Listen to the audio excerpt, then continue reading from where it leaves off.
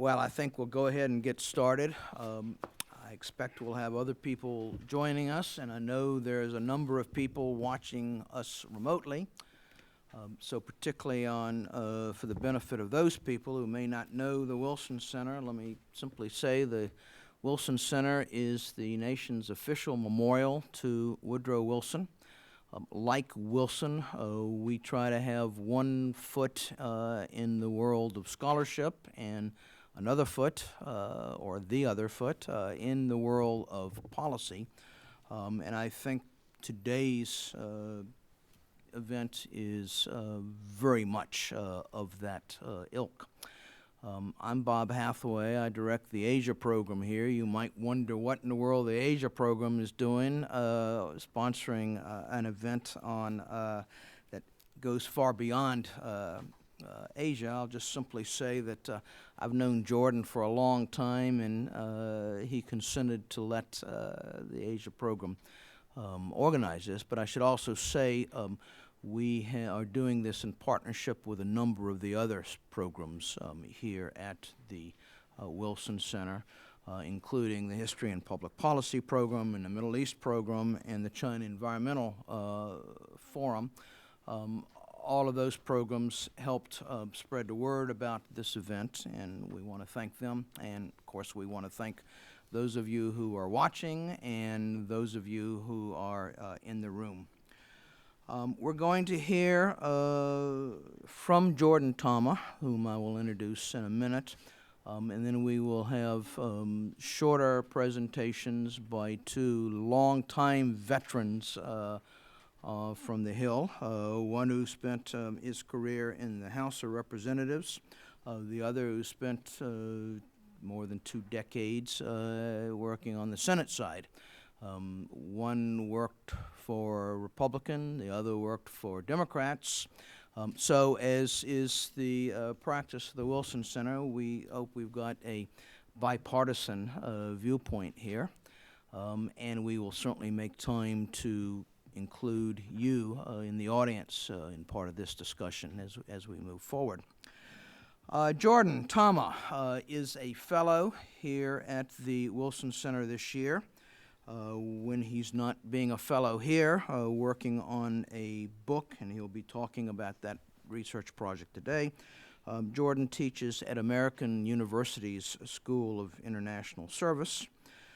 He is the author of a well-received book entitled Terrorism and National Security Reform, How Commissions Can Drive Change During Crises. And though that's not the topic of his presentation today, I would encourage you in the question period to ask him to talk a bit about that book too, because it's a very, very good book on a number of issues that all of us in this room have studied or otherwise focused on in recent years. Those of you in the room have read the bios of all 3 of our speakers. For the benefit of those who are watching remotely, I'll just add a little bit more. Jordan was an American Political Science Association congressional scholar, congressional fellow a couple years ago, and spent a year on the Hill working for the Tom Lantos Human Rights Commission, an experience which has informed his thinking both about his earlier book but also about this current project. Jordan was also, when he was a young whippersnapper, worked here at the Wilson Center as a speechwriter for the then president and director of the Wilson Center, Lee Hamilton. So Jordan, we turn things over to you. We're delighted to welcome you back to the center, and we've enjoyed having you this year, and we're anxious to hear what you have to say on your newest topic. Okay. Thank you, Bob, and I want to thank the Wilson Center for giving me the opportunity to be a fellow here this year. It's really been a terrific opportunity for me, and I also want to thank the Wilson Center and Bob in particular, and the Asia program, as well as the other programs sponsoring this event for hosting this panel today. Also want to thank Michael Marefka, who's sitting over there. He's been a terrific research assistant for me working on this project that I'm going to talk about today. And it's a great pleasure for me to share the panel here today with Charlie and Don. As Bob mentioned, they both have had very distinguished careers, both as congressional staff people, but also as excellent scholars of the role of Congress, and I'm looking forward to hearing their comments today. So my comments are based on research I'm doing for a book that I'm currently working on about foreign policy bipartisanship in Congress. And the motivation for this book is my observation of a disconnect between the contemporary discourse about Congress, which is entirely centered around Congress's partisanship and polarization and gridlock, and the reality of a lot of congressional activity on foreign policy, which I think is not entirely explained by partisanship and polarization. And so my main point or argument is that the politics of foreign policy are different from the politics of domestic policy, and that in foreign policy there still is a significant degree of foreign policy, a significant degree of bipartisanship, and that partisanship is not driving everything that happens in Congress on foreign policy. And moreover, not only do Republicans and Democrats still often cooperate on foreign policy in Congress, but they often do so in opposition to the president. And that's, I think, the more interesting part of this story. It wouldn't be that interesting if Republicans and Democrats were cooperating in Congress in support of popular presidential initiatives. But there are a surprising number of cases where Republicans and Democrats in Congress are pushing initiatives that the president resists or resisting the president's policies or initiatives. So I'm going to talk a bit about that. And the three questions I'm going to try to answer are, one, to what extent is congressional foreign policy bipartisanship a common and important phenomenon? Why do lawmakers still sometimes act on foreign policy in a bipartisan manner, even in today's highly polarized and highly partisan environment? Why do we still see bipartisanship, and what circumstances are conducive to foreign policy bipartisanship? So on the first point, my main point is that bipartisan congressional coalitions do exist on many foreign policy issues, and they shape important elements of U.S. foreign policy. So a corollary of that is that Congress plays an important role on foreign policy, which many people tend not to think. I think people tend to think of the president as dominating foreign policy. There are a number of areas where Congress has an important impact through bipartisan coalitions in Congress. And I'm just going to run through a number of examples from the Obama years that illustrate congressional bipartisanship in foreign policy. I've got a lot of examples here. I'm going to give you more than just one or two, because if I just give one or two examples of bipartisanship, you might say, well, those are just anomalies. So I'm going to try to kind of hit you over the head with a bunch of examples to just prove the point that there is bipartisanship on a lot of foreign policy issues in Congress. The first set of issues here are ones where Congress has actually enacted laws during the Obama years on important foreign policy issues with broad bipartisan coalitions behind those laws. In some of those cases, the laws were opposed by the Obama administration, but Congress enacted them anyway. And then the second set of issues on the screen are cases where there have been competing bipartisan coalitions in Congress.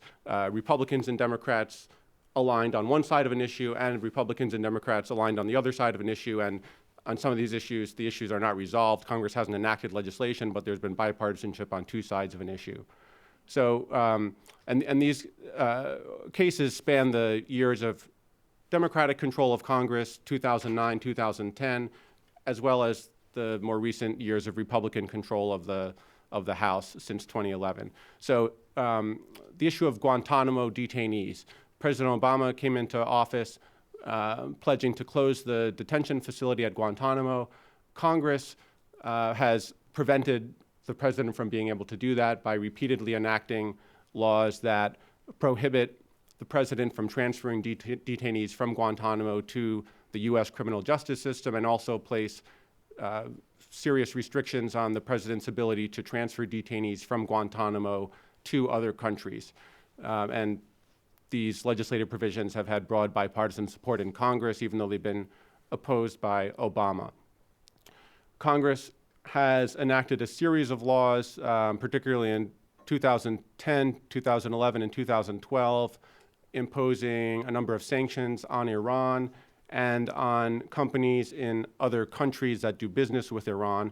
And these laws were not entirely opposed by Obama. Obama has, of course, supported sanctioning Iran, but Obama opposed central provisions of these sanctions laws because they went farther than he wanted, they didn't give him enough flexibility, or he thought they would make it harder for him to reach a diplomatic deal with Iran, or make it harder for him to maintain international support for his approach toward Iran, weaken the international coalition toward Iran. Congress enacted these sanctions laws anyway.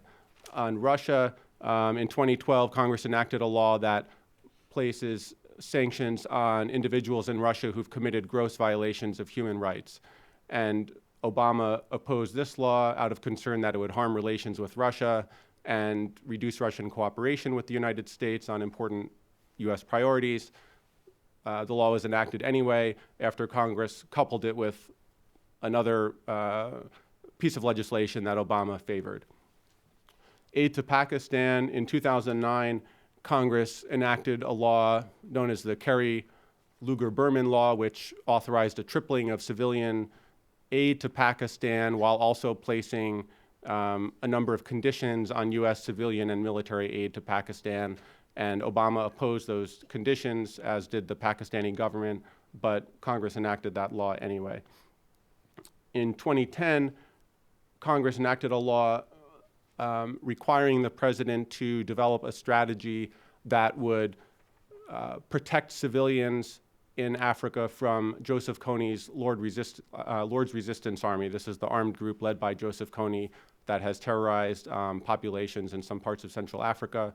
Congress enacted a law requiring Obama to develop a strategy to protect civilians from this group and to eliminate or remove from the battlefield Kony and his top commanders. In response, Obama decided to send 100 military advisors to Africa to assist African forces that are hunting for Kony and other LRA commanders. I don't think he would have done that if Congress hadn't enacted that law. There are other issues where there have been competing bipartisan coalitions. On the issue of Syria, since the Syrian civil war broke out in 2011, there have been some Republicans and Democrats in Congress who have been pushing for more robust U.S. military aid to the opposition in Syria.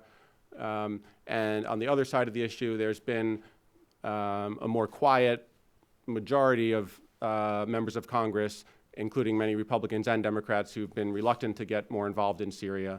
And in 2013, when Obama went to Congress to ask for authorization to use force after chemical weapons had been used in Syria, it quickly became clear that he wasn't going to win that vote in Congress because many Republicans and many Democrats opposed authorizing the use of force in Syria.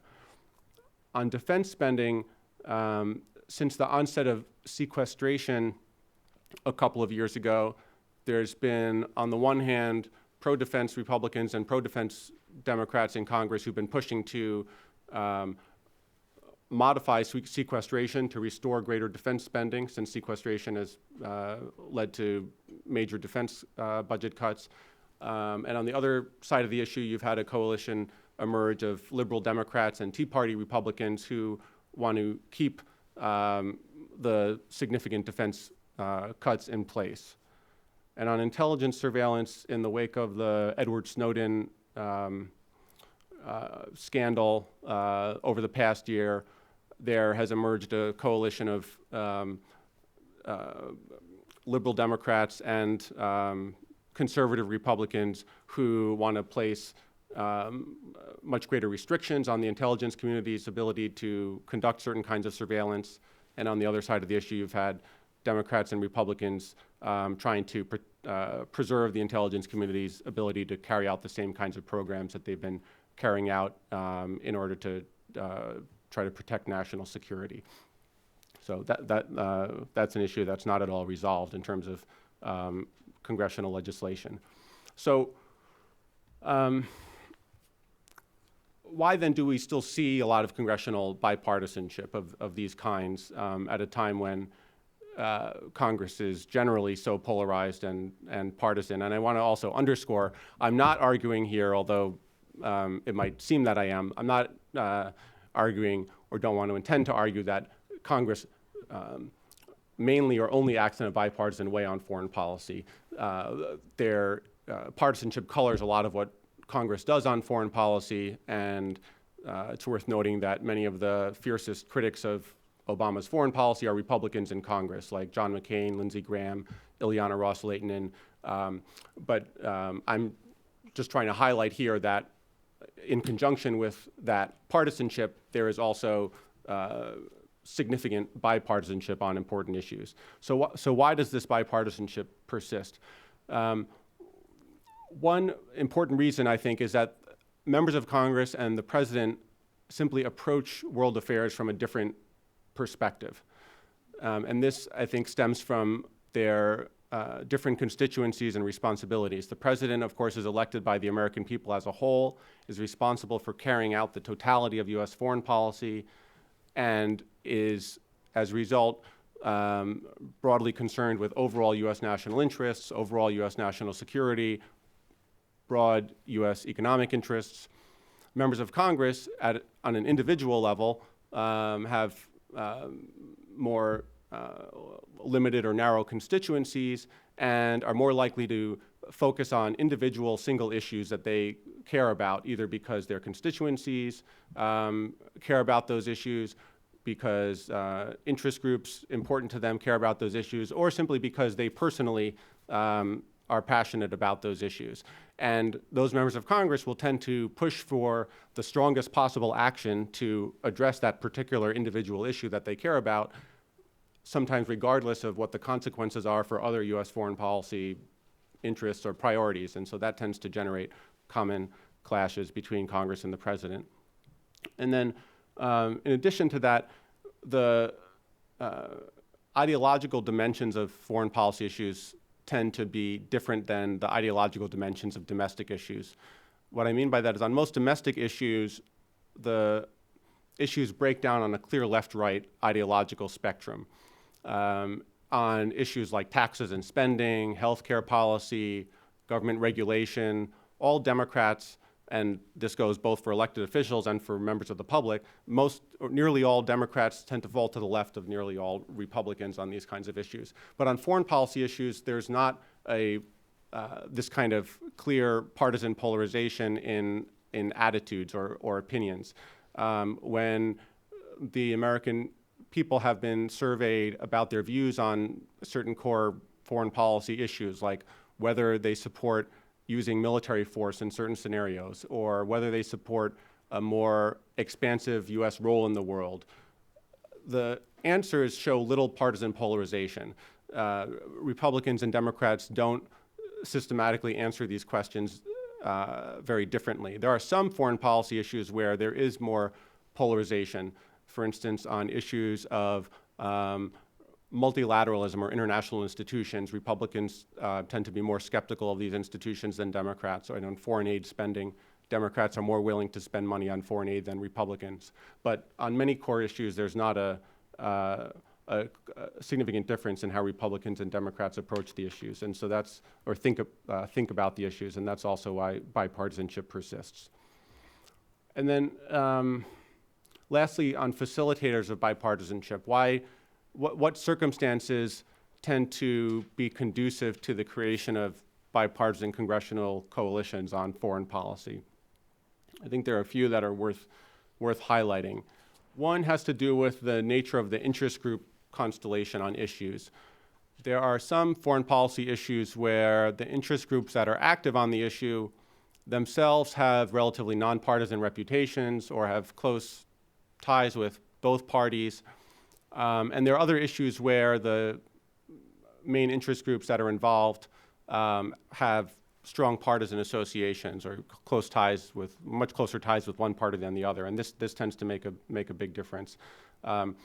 And in the area of foreign policy, there are quite a few interest groups that are relatively nonpartisan, and that's an important reason why we see bipartisanship often. For instance, many ethnically based groups on a lot of foreign policy issues, ethnic constituencies are important, particularly with regard to Congress. By ethnic constituency, I mean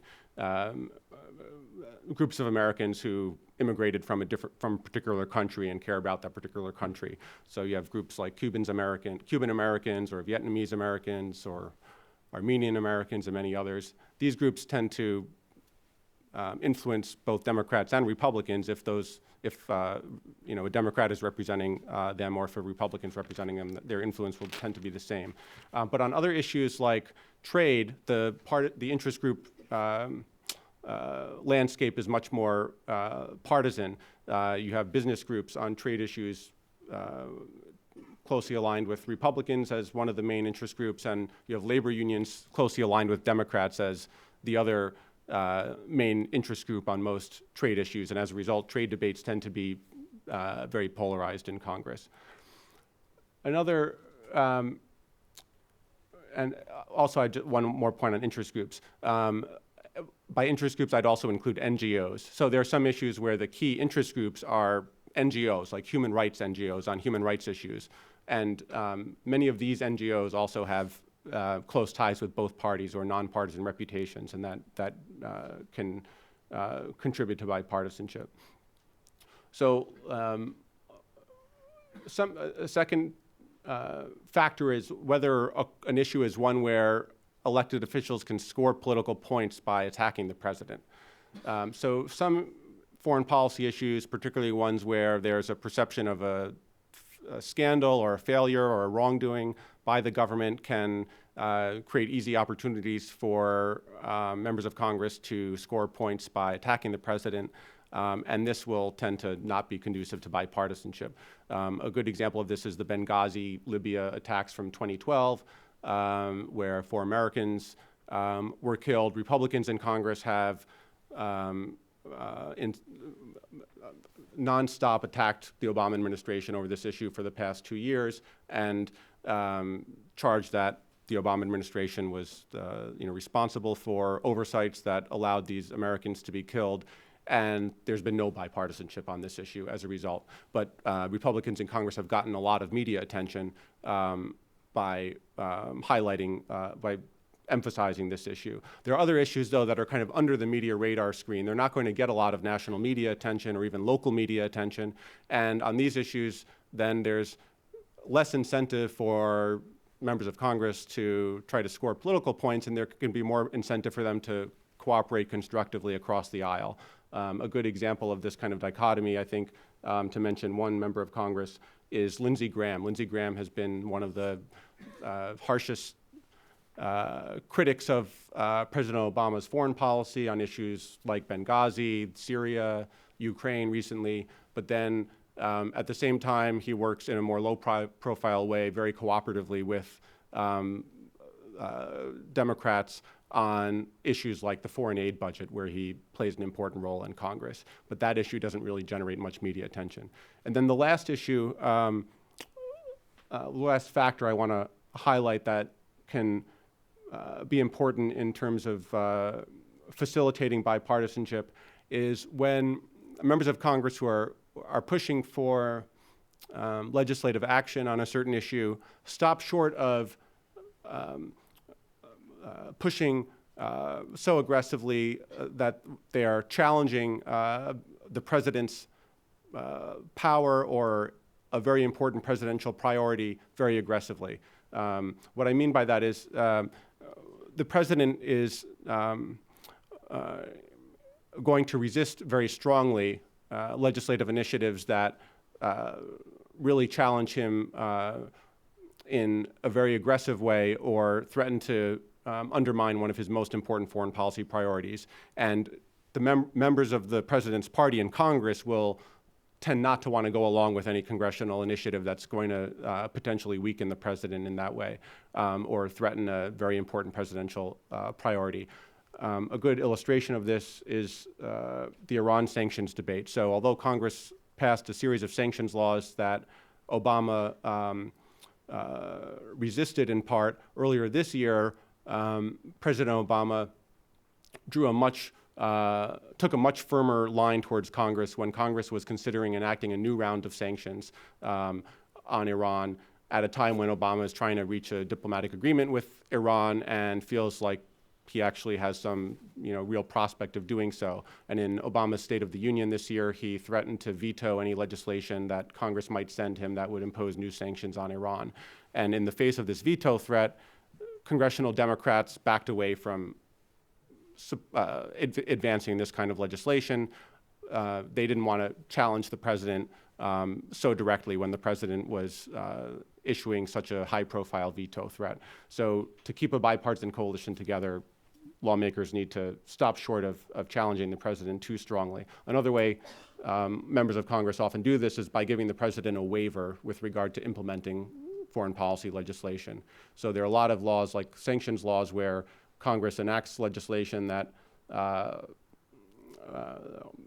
puts in place some new policy, but then gives the president flexibility in terms of applying that policy by allowing the president to waive certain provisions based on a presidential determination that it's in the U.S. national interest to waive them.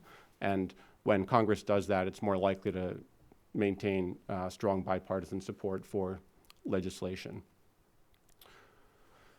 So to sum up, my main takeaway is that the media's focus on polarization and partisanship does capture the reality of much of congressional activity, but not the reality of much of congressional foreign policy activity. That in foreign policy, there still is a lot of bipartisanship, and as a result, it's important to understand the drivers and facilitators of bipartisanship. That's what I'm trying to do in my book. My tentative title for this book is Bipartisanship in a Polarized Age: How Democrats and Republicans Sometimes Cooperate on Foreign Policy. And the book still is not very close to being done, but look out for it in a year or two if you want to read more about these issues. Thank you.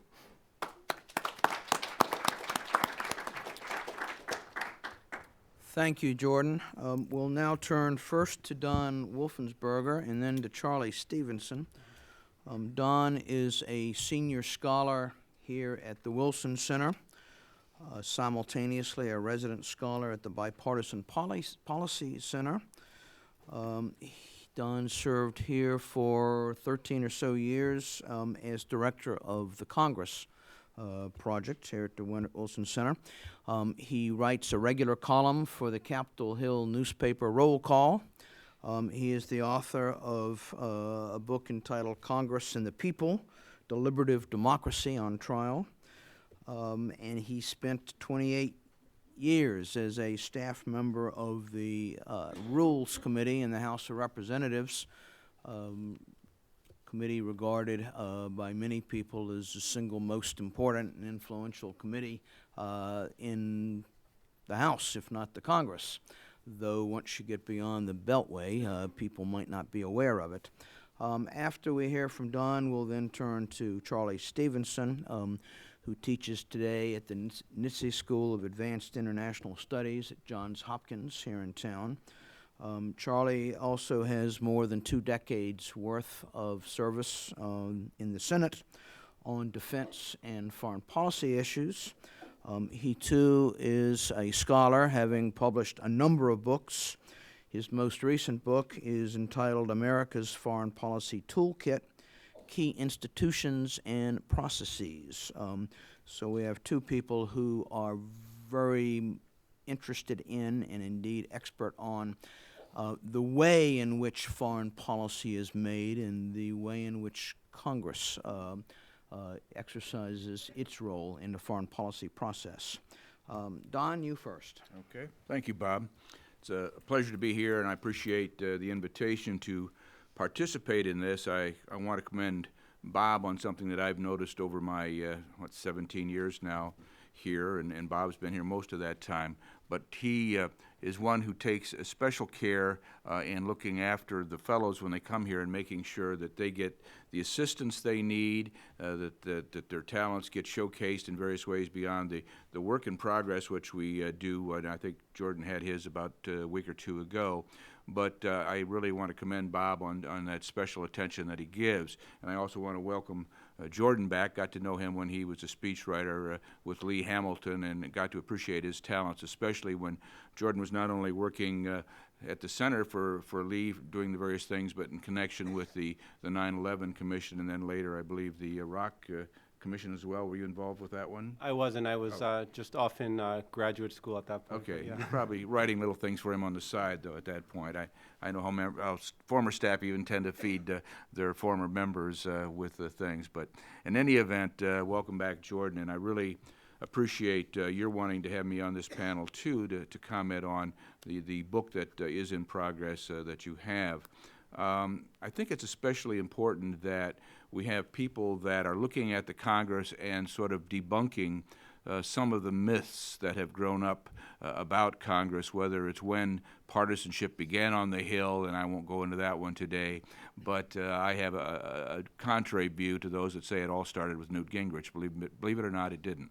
But beyond that, the one about Congress and foreign policy, I think, is one that is not necessarily a myth about Congress being just as polarized and gridlocked, and there is still, I think, we'll discuss some controversy that we have maybe about that yet.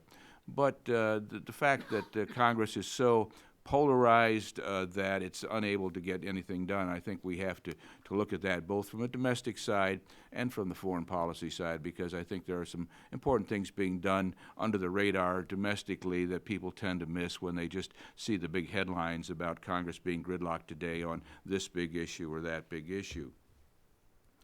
I like the title, or the tentative title of your book, Bipartisanship in a Polarized Age, subtitle, How Congressional Democrats and Republicans, and you have it in parens with what I have, parens, sometimes, in parens, cooperate on foreign policy. And I think that is an important thing to emphasize. It's certainly not all the time, as anybody who watches the House Government or Oversight and Reform Committee is well aware after having seen the 20th some hearing on Benghazi. But I think you are hitting on something that's very important to bring out here. Many of folks that are too young to remember this, and I think maybe textbooks have been changed since that time, but those of us who grew up in the 50s and 60s remember our books emphasizing the fact that grew out of World War II, that the mantra almost, that politics ends at the water's edge. And this was kind of drilled into us, that as a result of what happened with World War II, the fact that we came together afterwards and built a strong country, and a lot of things were done in the Congress on a bipartisan basis, and there was a person that really helped popularize, I think, that saying. Was Vandenberg of Michigan, who was a Republican, had been an isolationist. World War II came along, and after that he, in I think 1945, after the war, had sort of a conversion speech where he said he is no longer an isolationist, he's now an internationalist, because the weapons of mass destruction are such that we can no longer go it alone. We're going to have to start cooperating with other countries to prevent another war, which could be much more disastrous and destructive than what we had just been through. But I looked up that saying to see if he was the one that originated, and there's so much controversy over this. Some say it goes back to Elihu Root, who had been Teddy Roosevelt's Secretary of State. I even found, though, a reference to it way back to 1814, and Daniel Webster, who was talking about getting young men to enlist, and this is during the War of 1812, and he said, even our party divisions, acrimonious as they are, cease at the water's edge. They are lost in attachment to the national character, on the element where that character is made respectable. And then he goes on to talk a little bit about naval power. But I thought that was interesting, too, that we have sort of this traditional idea, at least, that we do not want to practice politics or especially partisanship when we are talking about issues of an international import, because we don't want to confuse either our allies or our enemies. And so I think that's an admirable thing, but as you know, historically, we haven't really followed it in a uniform way. Even in 1947 and 48, when Vandenberg was, he took over as chairman of the Foreign Relations Committee in 47, and that's when he, I think, made this comment publicly first about politics should stop at or cease at the water's edge. Even then, it was not the case that people really were abiding by it. Truman, in his convention speech in 1948, said the same thing, that partisanship should stop at the water's edge, but it didn't take long for him and Dewey to be calling each other tools of the communists. So, you know, they were all going at it, whether they were talking about domestic or foreign policy issues, and this is something that continues to be the case. So I had to chuckle when this was brought up when McCain was running for president. He was critical, you know, of his opponent, and then again in this last election when Mitt Romney was critical of Obama on foreign policy issues, people would say, doesn't politics stop at the water's edge? Well, not really. When you're running for president, you are running on both domestic and foreign policy issues, and you draw the lines of difference with your opponents. So this is something that I think we have to keep in mind. I think the one danger that Jordan, I think, has addressed is the idea that he is not suggesting that politics indeed does stop at the water's edge and that everything done in foreign policy today is being done in a bipartisan manner. What he has done, though, is pick a large number of cases in which he feels that there is some bipartisan cooperation going on to get things done, to get some laws enacted, and even if it doesn't, to influence, let's say, the president or public opinion. And those are the things that he wants to bring out to sort of counter the idea that everything is partisan nowadays, that everything is gridlock. So I think it's good that he has made that clear at the outset, especially with the subtitle using the word sometimes, that this is not always the case, but it is being done in important cases. I think it's also a strength of the book that he is proposing that he is looking deeper at the reasons as to why members sometimes join with each other and find common ground on foreign policy issues. And he identifies several, as he has today, and I'll be interested to see how he fleshes that out further.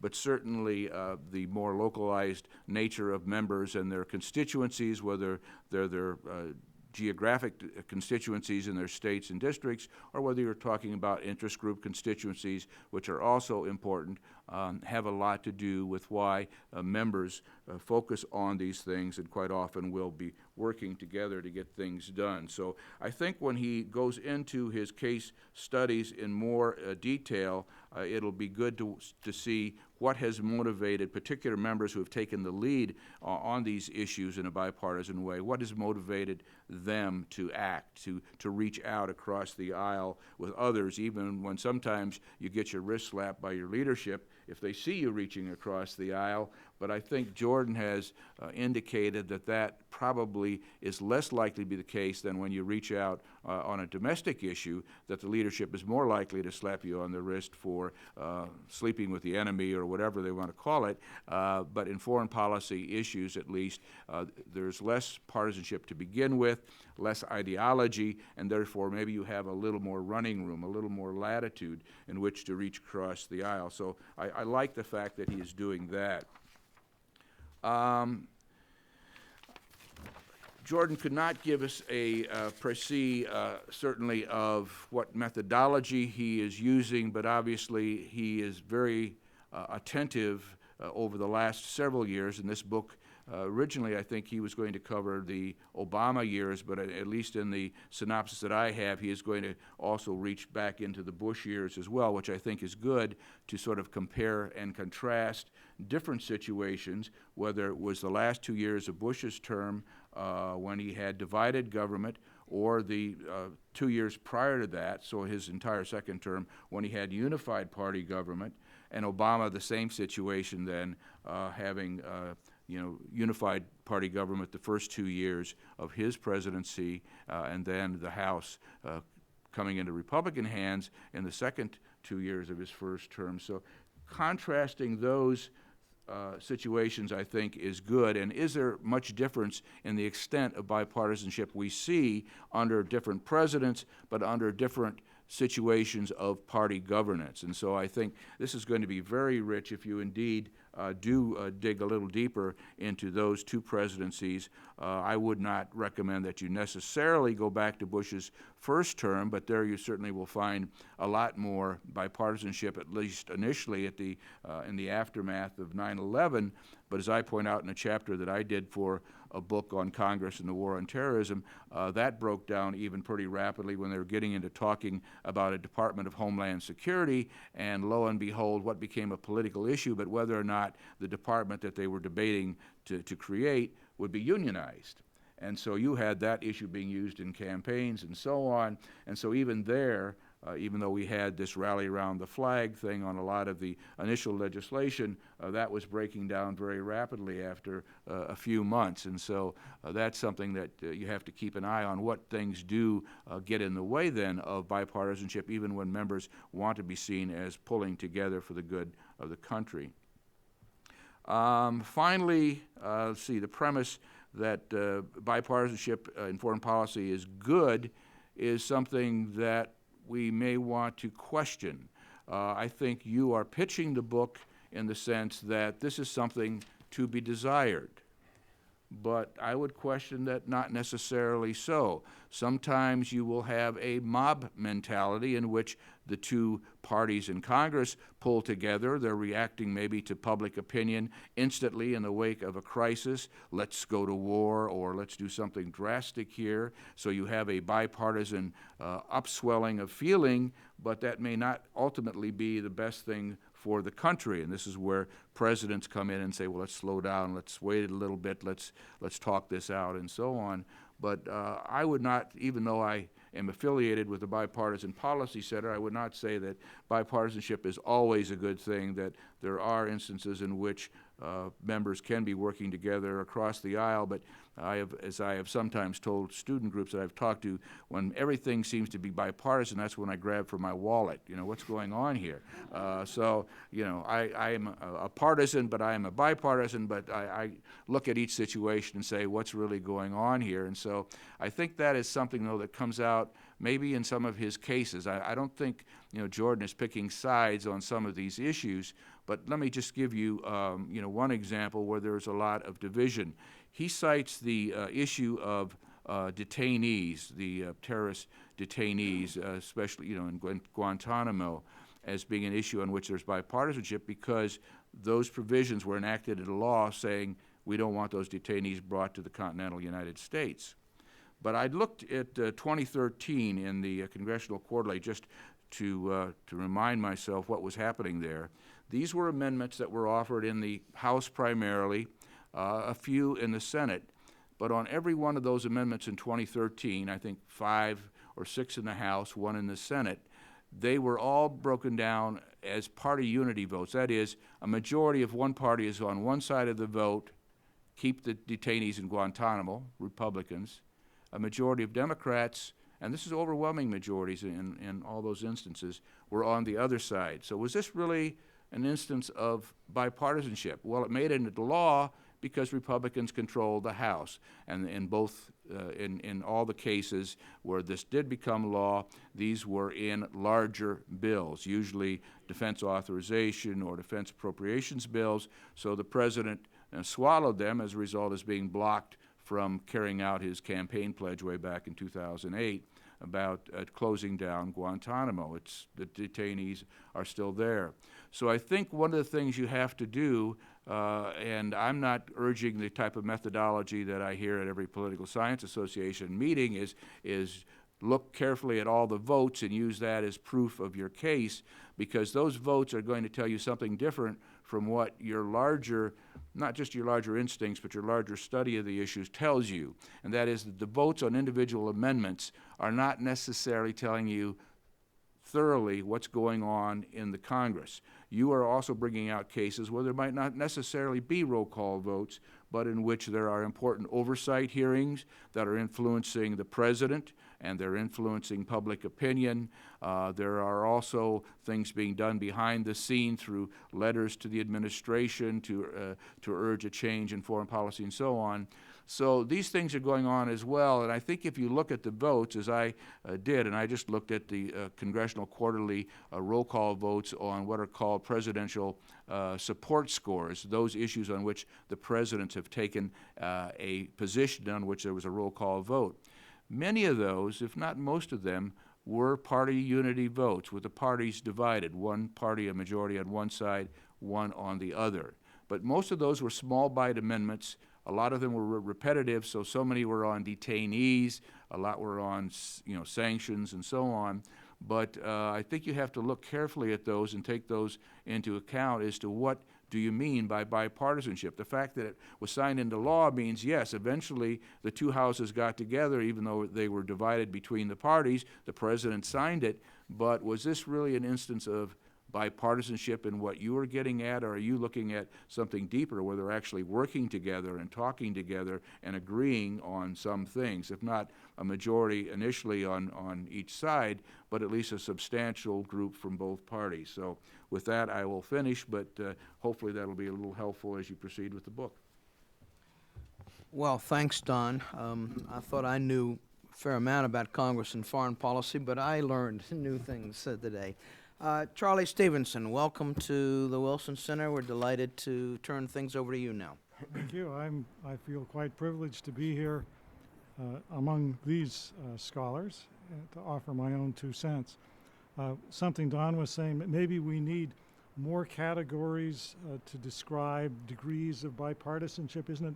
Facebook now has 46 different gender identities you can choose from. Maybe we need to proliferate that in some way. Both Jordan and Don basically set up a distinction between what we know as insiders looking at the Congress and what the rest of the world, the rest of the country thinks, as sort of inside the Beltway and outside. That's true of other issues as well. You know, here in Washington, we have this big issue over the Redskins. Nationally, the concern is they think that we should change the name of our football team because so many people take offense at the word Washington. So we have to find a way of getting outside and inside the Beltway to think similarly. Jordan has a reassuring message. Some bipartisanship in foreign policy is still possible. And he's right that bipartisanship is on less visible, low salience issues more than many of the big policy questions. And he's right to note the power of some very deliberately bipartisan organizations like AIPAC. Their power comes from the fact that they work so hard to be bipartisan. He's also right, though not very reassuring, that many lawmakers disregard the broader context and the consequences of their policy views as they pursue these narrow single-issue victories. And that's a problem for the whole of government.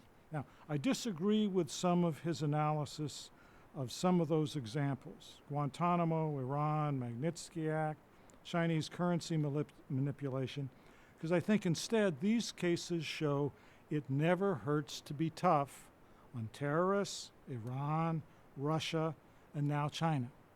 That's what it means. It's not they're being bipartisan. It's let's be tough on the folks that the rest of the country, that our political supporters think are bad guys. And that toughness is displayed regardless of those other foreign policy consequences. The real test, I think, is the waiver question.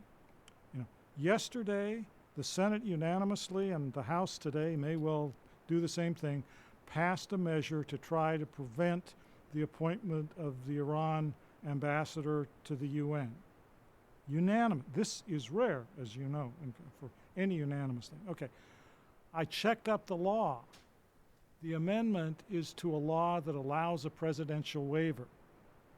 So if Congress is willing to have those waivers, that's a different thing than, say, the Cuba sanctions, which are in permanent law with no waiver at all. So my deeper difference with Jordan is I think bipartisanship is oversold. And so I will go a little in greater length on what Don suggested maybe we should think about. I've thought about it, and I think it's oversold. Now, I know where it's coming from. American political culture prizes unity against outsiders and even against domestic minorities. Think about Lincoln's House Divided speech. I didn't check Daniel Webster, but I have a George Washington quote on this point. Farewell address. The unity of government is a main pillar in the edifice of your real independence, the support of your tranquility at home, your peace abroad, of your safety, of your prosperity, of that very liberty which you so highly prize. Washington warned against the insidious wiles of foreign influence, since history and experience prove that foreign influence is one of the most baneful foes of Republican government. Okay, our political culture says, let's unify as we look toward the rest of the world. That's why Congress passed very tough anti-sedition laws in 1798 and 1918. That's why lawmakers still today tend to temper their comments about the sitting president when they're traveling abroad. And that's why, as Don mentioned, at the early part of the Cold War, people said politics should stop at the water's edge. Well, it didn't, it doesn't, and maybe it shouldn't. In my view, bipartisanship is a tool of partisanship, used when it serves partisan advantages and rejected when it doesn't. It's especially a tool of the executive branch against opponents in Congress.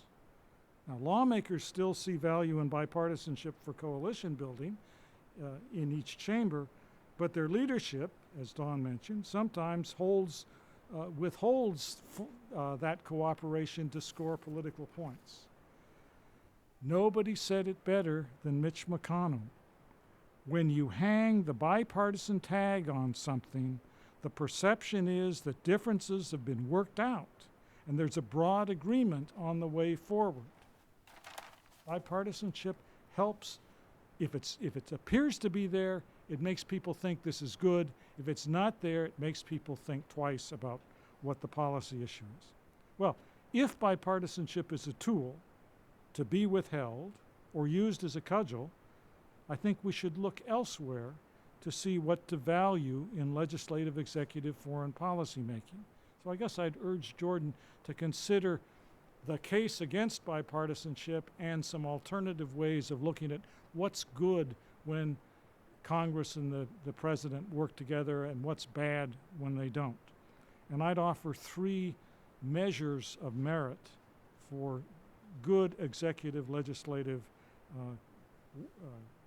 cooperation on foreign policy. First is genuine consultation through regular dialogue, not just White House meetings where they come out on the West Wing driveway and make comments to the press, but real dialogue, real consultation. Secondly, stronger institutionalism, where lawmakers defend congressional prerogatives like the war power before they defend presidents of their own party. And they stand up for the rights, especially of the Congress. I think Congress has punted on too many war powers issues. It hasn't defended its constitutional rights in that area because they're afraid to, or it's not good politics, or whatever. But they have a power that they haven't been using. If the members of Congress respected their own institution more and acted more for its interests, I think we'd be better off. And third, what I'd call renewed regular order, where the goal is lawmaking, not posturing, where policy measures are treated as things to enact, to send completed and necessarily compromised bills to the White House, as, for example, Congress hasn't done with a foreign aid authorization since 1986. Now, contrast that. Congress has not acted on major foreign aid legislation. There are one-offs like Iran, as Jordan mentioned. They haven't acted since 1986 because of various problems, controversies, leadership issues, timing on the floor. But they haven't passed a foreign aid authorization bill since 1986, haven't done a State Department authorization bill since 2002. They're not legislating. They're not lawmaking. They're posturing. They're having hearings, but they're not passing laws. Contrast that with the Senate Armed Services Committee, the House Armed Services Committee, which for 51 years in a row have passed a defense authorization bill. Now, if you're going to pass an 800-page bill every year, and you know you want to make it pass, you cut deals, you make arrangements, you handle things in a different way, the regular order, that the poor foreign policy committees haven't done and are going to have a hard time doing, but that's what they should do. That should be the goal. If we only had a regular foreign policy bill going through Congress every year that people could hang their amendments on and have their fights on and some things to be worked out. But if they had that out there as the goal, I think we'd have better congressional oversight and legal control over foreign policy than we do now. So that's what I want, a renewed regular order. So bipartisanship is not a bad thing. It should be welcomed for showing consensus when it occurs, but it shouldn't be sought for its own sake. Thank you, Charlie, and thanks to all three of our speakers. I have heard Jordan talk about this project before, and I think it's really a good project, and I think that the way he's designed it and thinking about it is going to be very useful for us who worry about the congressional role in foreign policy making. I want to commend both our commentators for really bringing something new to the table and making some constructive suggestions. So I thought this is a very useful session. I hadn't ever thought about this until we heard first about Daniel Webster and then George Washington, but it got me thinking, actually the authors of the Federalist Papers back in the 1780s worried about and warned against what they called factionalism, but I think factionalism was simply the 18th century terminology for what we're talking about now, partisanship, at a time when, of course, there weren't even political parties in the United States. So I guess this has been a long concern of a lot of distinguished Americans over the years. I did not anticipate that either, let alone both, of our commentators would raise an issue about the value of bipartisanship. I had scribbled down, Jordan, this note as you were talking. Is there ever such a thing as too much bipartisanship? Before I could suggest how clever I was to raise that question, both my colleagues already raised it. Neither one of them mentioned it, but I have a feeling that those of us of a certain age are somewhat skeptical about our partisanship as an unvarnished good because of the experience that all of us witnessed during the war in Vietnam or the wars in Indochina. But that would certainly be one of my cases for suggesting that bipartisanship perhaps isn't always as good as it's cracked up to be. The only other thing I would add, Jordan, before we bring our audience into this discussion is, and you and I have discussed this earlier as well, does bipartisanship work, or does it work in the same way on oversight questions? And Charlie mentioned oversight, but I think the oversight function is in some ways one of the most important congressional foreign policy functions and one of the least appreciated and least noticed, and it probably doesn't work very well. Congress, I think, is for the most part not really interested in exercising effective oversight, even though that's really one of the real powers that the legislative branch has vis-a-vis the executive branch. So Jordan, I would at least put out for your consideration whether oversight needs to be one of your cases or something to look at as well. So anyway, thanks to all three of our speakers. Now let's bring you all here into the conversation. If you would raise your hands and identify yourself, we'll pass a microphone to you. We'll start with Bruce over here. Got a microphone coming your way.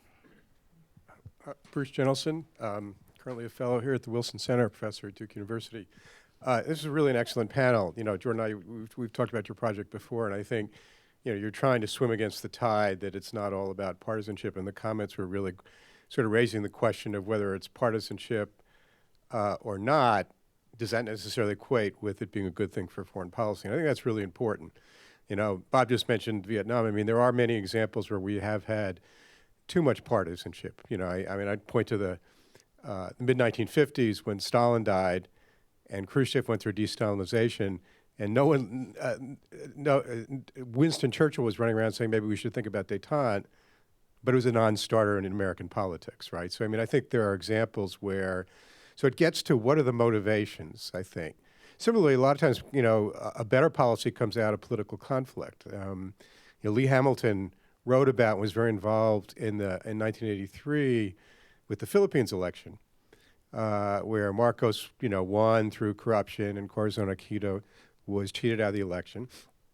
The Reagan administration said we got to support Marcos. You had actually some bipartisanship on the Hill, which eventually shifted American policy in a very constructive way. So maybe the question to think about is what's the motivation? And there you get it sort of your, you know, if it's a genuine difference on policy. I mean, I would argue that the Senate debate in 1991 over the Gulf War was a very high quality debate. You really had people arguing, well, sanctions work, should we use force? There was some partisanship to the vote, but you could see in the process that people were really thinking about it, and you had differences of views.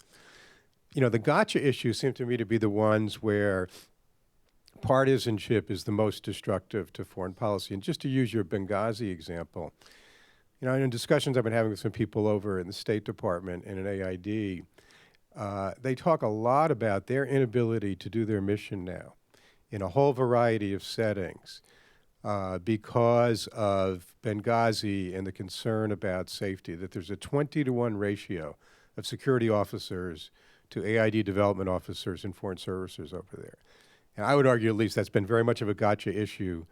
You know, you can't really discern fundamental differences over strategy there, but it's been very partisan. So maybe as you look at it, you look at, you know, you dig down like both commentators talked about what are the reasons for the partisanship and how does that relate to whether partisanship or bipartisanship it really leads to better foreign policy.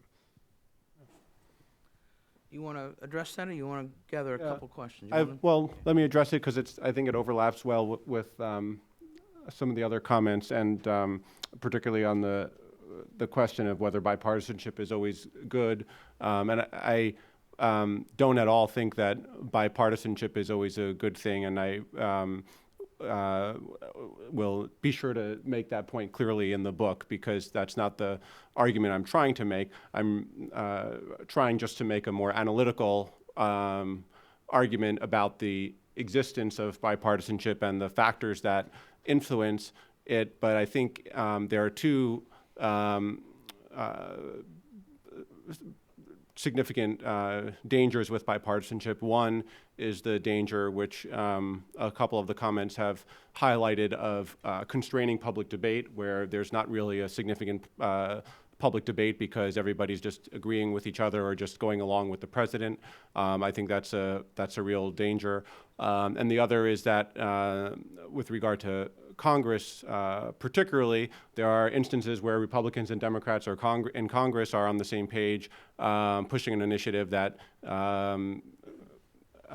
may be bad policy. And personally, from my own policy preferences, there are many cases of that, and some of them kind of fit Don's description of Congress sometimes acting a bit with a mob mentality. Congress can be more populist and be responding to public concerns which may not be in the best broad interests of the United States. And the Guantanamo detainees case for me, is an example of that, where I think we'd have been much better off letting President Obama have more leeway to, for instance, transfer detainees from Guantanamo to the U.S. criminal justice system over the past several years. But those judgments become much more subjective, and then it really becomes a question of your, personal policy preferences. And I don't think it's worthwhile for me to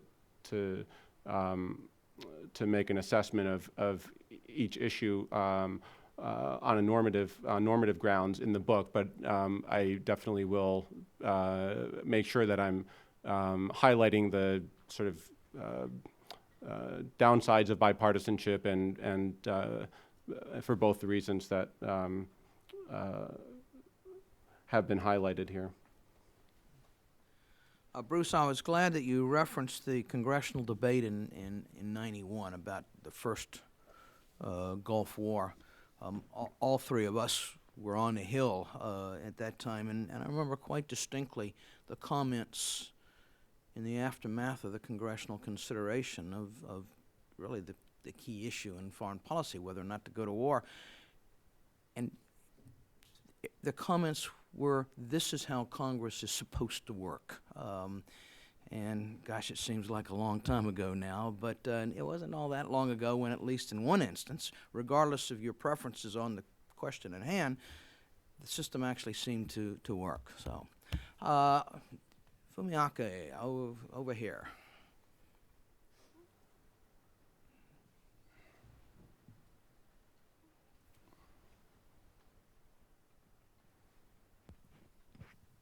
Thank you very much. My name is Fumiaki Kubo, Wilson Center Fellow. Thank you very much for your thought-provoking presentation.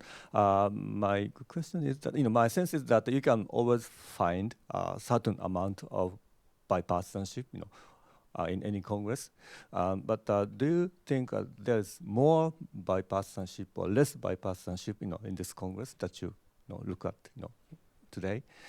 This is a kind of a quantity question, but also what is the substance, the contents of the kind of bipartisanship right now?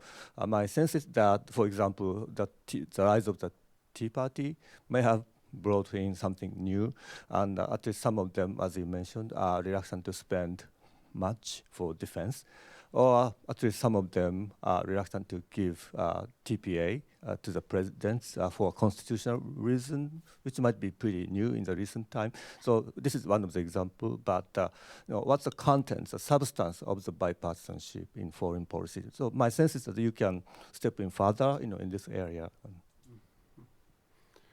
Thank you.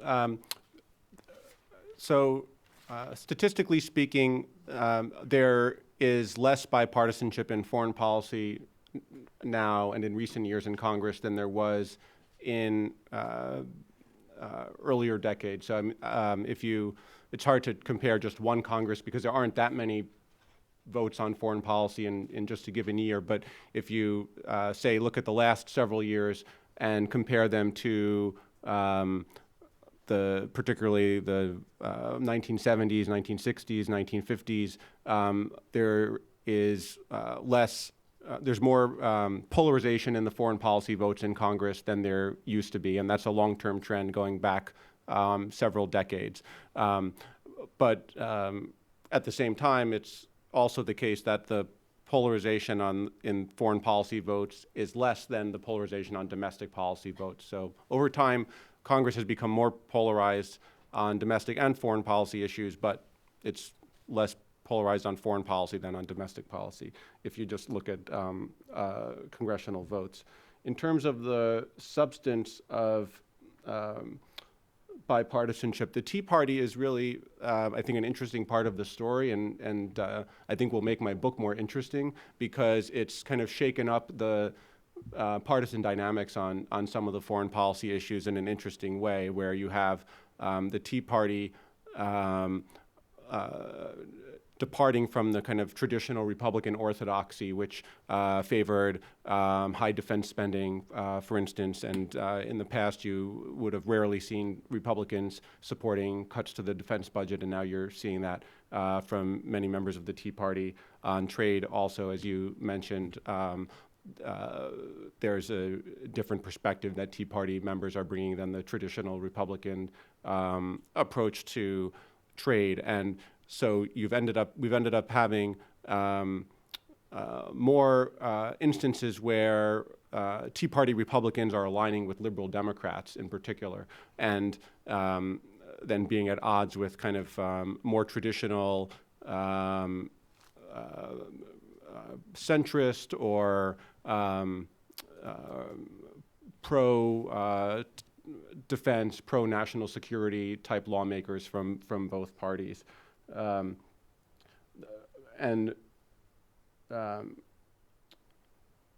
So one of the things I want to do in this book is sort of explain how the Tea Party is affecting these foreign policy debates. Don, you want to add something? Yeah, I want to second what Jordan is saying about sort of a new partisan dynamic. The Tea Party certainly was the original driver a few years ago in this, but we have since seen you know, the rise of Heritage Action and the Club for Growth and so on getting involved in primary races. And one of the great fears that you hear members you know, repeating now is, well, are you sure you want to vote that way? Do you want to get primaried?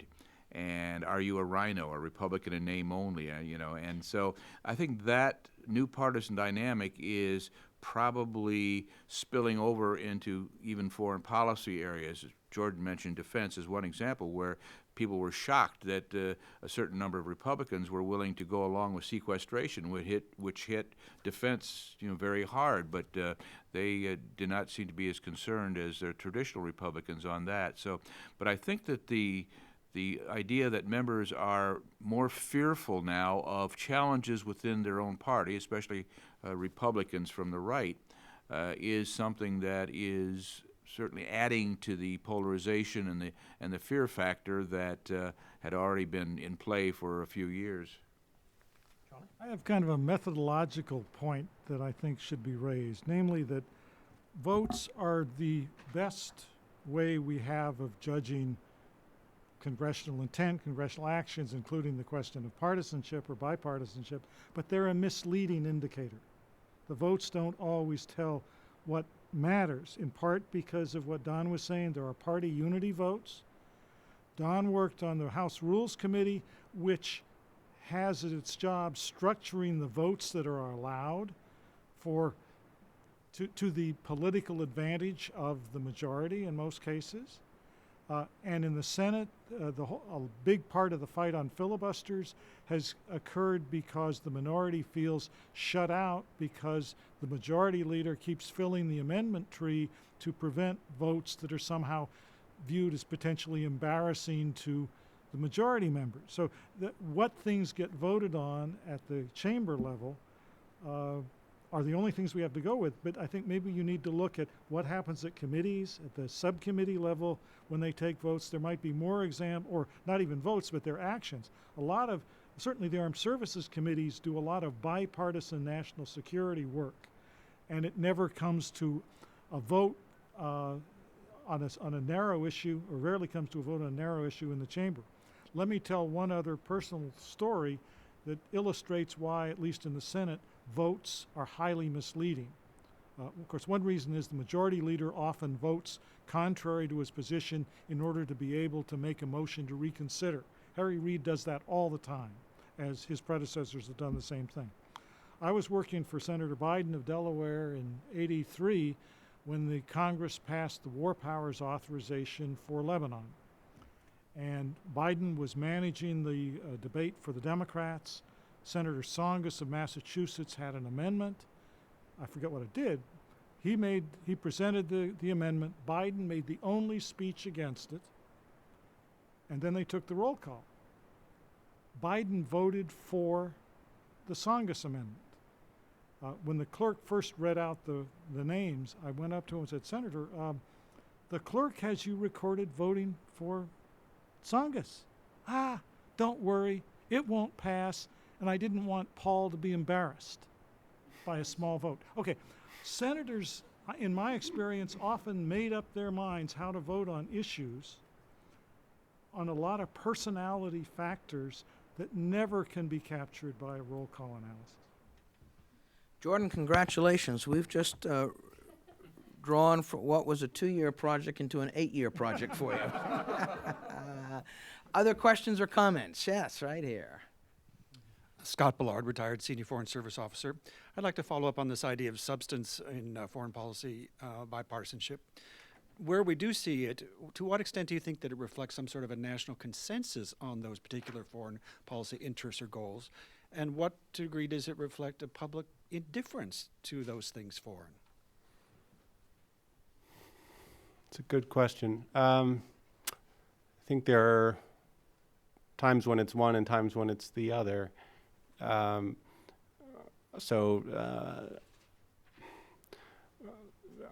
instance, in the case of Syria, where in last year there was a kind of bipartisanship in Congress where a significant number of Democrats and Republicans were going to vote against authorizing the use of force in Syria. So you had sort of a bipartisan coalition in Congress that emerged in opposition to that issue.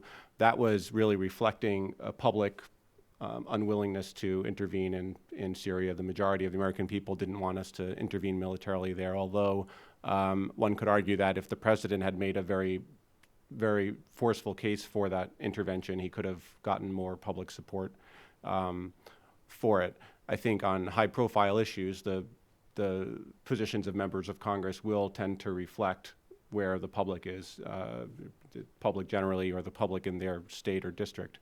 But then there are so many other issues where there really isn't a public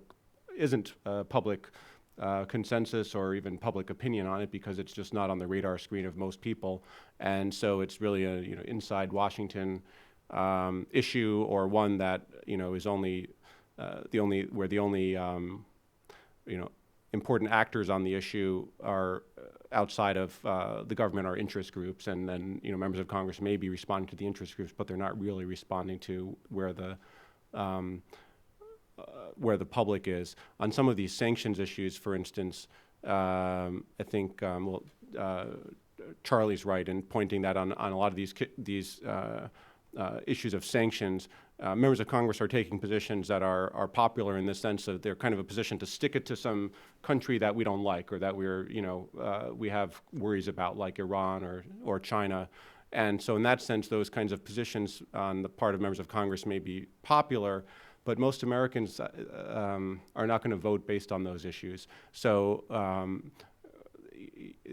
I think in some cases, members of Congress are voting based on what they think their constituents want on issues like that, and in other cases, they're voting based on their own views and preferences. Let me supplement that. You used a word which I think will set off some thinking, and that is substance in foreign policy. To what extent does Congress even get involved in substantive arguments?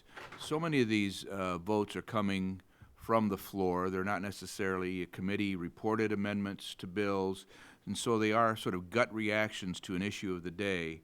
So they have not been fully deliberated at the committee level, not necessarily fully deliberated in the media, let alone by the public, and yet Congress is maybe covering itself where they think that they should be responding to public opinion that seems to be at that point fairly ill-informed. And so I think that's something we have to take into account. Also the fact that committees mean a lot less today than they did several years ago, when they were willing to engage in these kind of debates and arguments over our foreign policy and the pros and cons of taking a particular stand.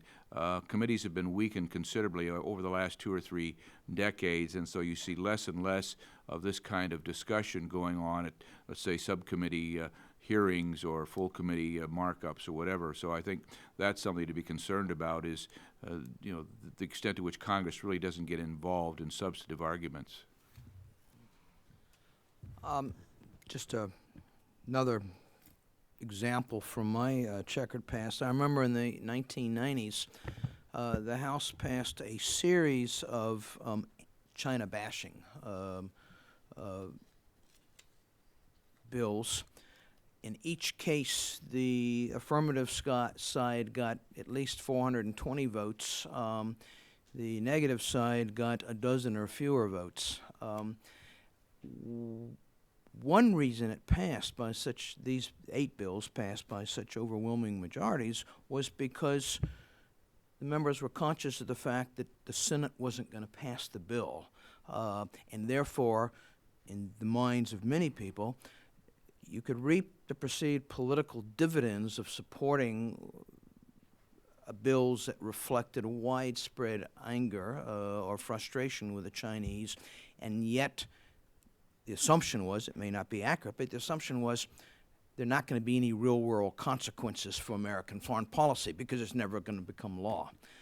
So it just gets back to the point that my colleagues have already been made. It's really difficult to figure out exactly what these bipartisan votes mean. Well, having been on the Rules Committee at that time, I can tell you that those Congress-bashing bills, and a lot of them were simple resolutions or concurrent that didn't even go to the President, were tied together with extending most favored nation trade status to China. So they were giving members the opportunity to A, bash China, but B, ensure better trade relations. Exactly right. Yes, sir.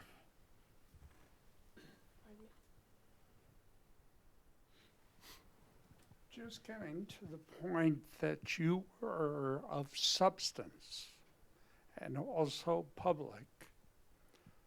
I recognize special interests. I recognize that each member of Congress has their constituency that they're responding to.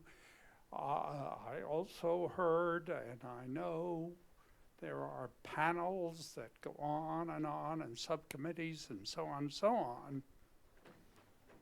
So my basic question is, if each member of Congress had more time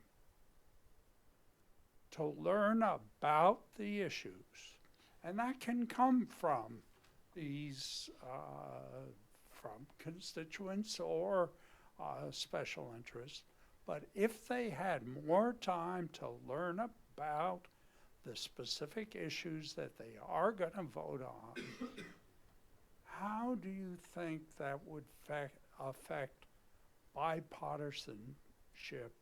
Because I think a lot of people say, hey, they're up there doing nothing, but there are lots of panels, there are subcommittees, they're doing all sorts of things, but are they learning the substance of these issues? And how might that affect bipartisanship? Any of the 3? It's not a matter of time to read, though they don't have enough, and indeed freshman Democrats were told to spend 4 hours a day fundraising in order to stay in office. That's not, I really think the distinction, and it goes back to your question too, is between the foreign policy committees and the armed services committees. Armed services committees have just as much time as the members of the other foreign policy committees, but they have a bill that's going to be passed, and they have to work things out, to have the hearings, to do the thinking, to make things happen. And the leadership gives them time on the floor to pass their bill. That's true. Well, not necessarily. I worked for 2 Iowa senators. There are no military bases in Iowa. Both were on the Armed Services Committee, and they still did good public policy work. But the point is, the foreign policy committees, for a lot of reasons, don't produce a bill. So what the members do, they get to posture, and they get to think as much as they want, and a lot of them are very skilled foreign policy analysts and practitioners, but they don't get to affect the policy by making laws. And that is, somehow we have to change. If we change that dynamic, it's not a matter of do they have enough time to read and think. Yeah, I'd like to second that.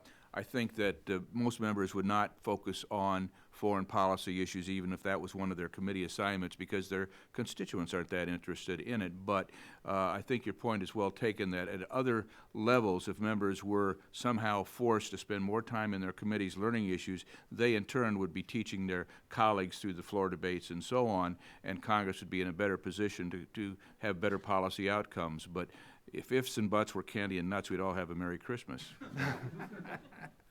Jordan, you want to add anything? No. Okay. Let's see if we can't squeeze in one more question. Right here.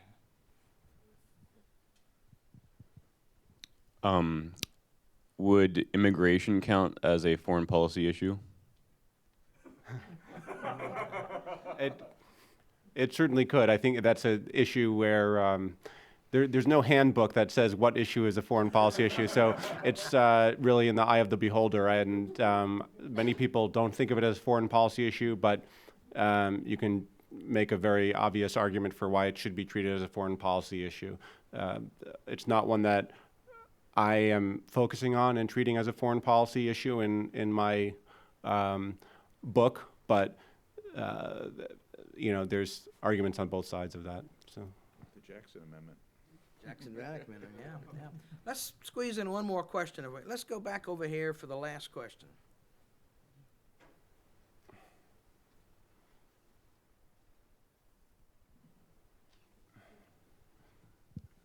Thank you. My name is Fry Chang, a Chinese Fulbright scholar from American University, and I currently focus on Taiwanese lobbying on the Capitol Hill.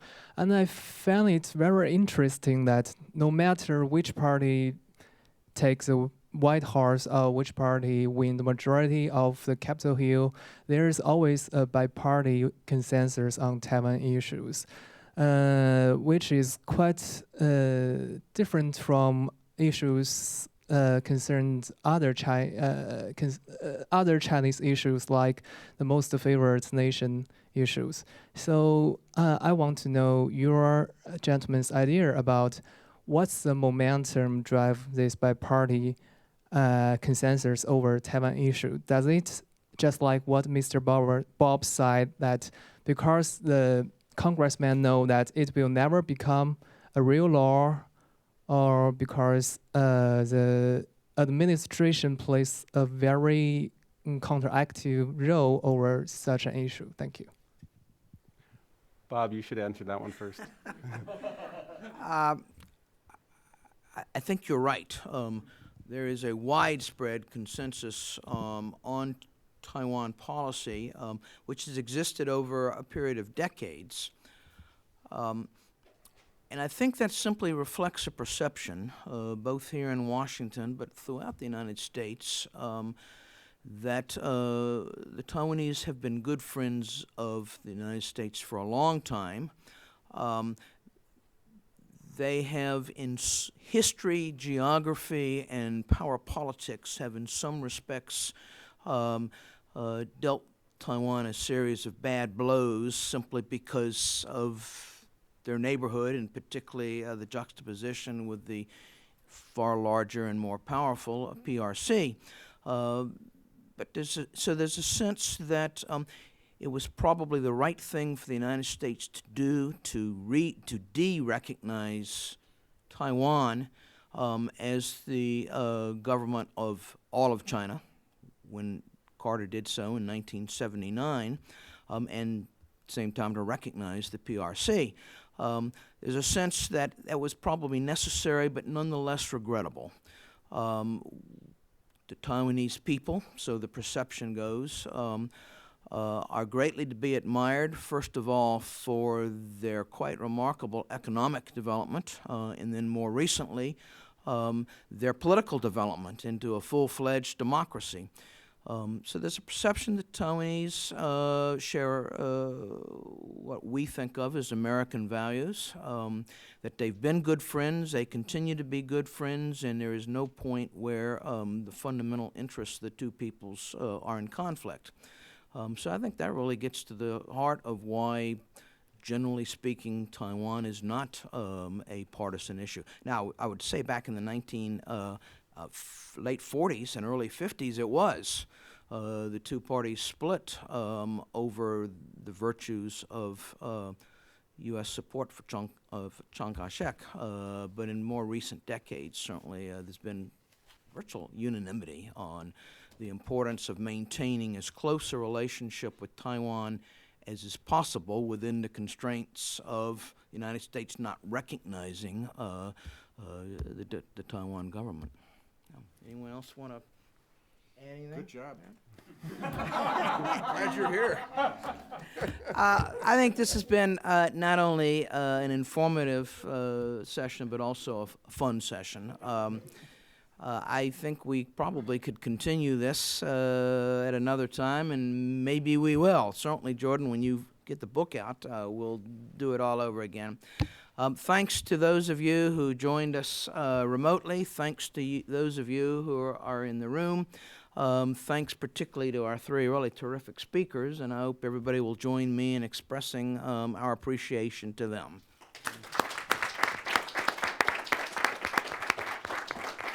See you next time. We are adjourned.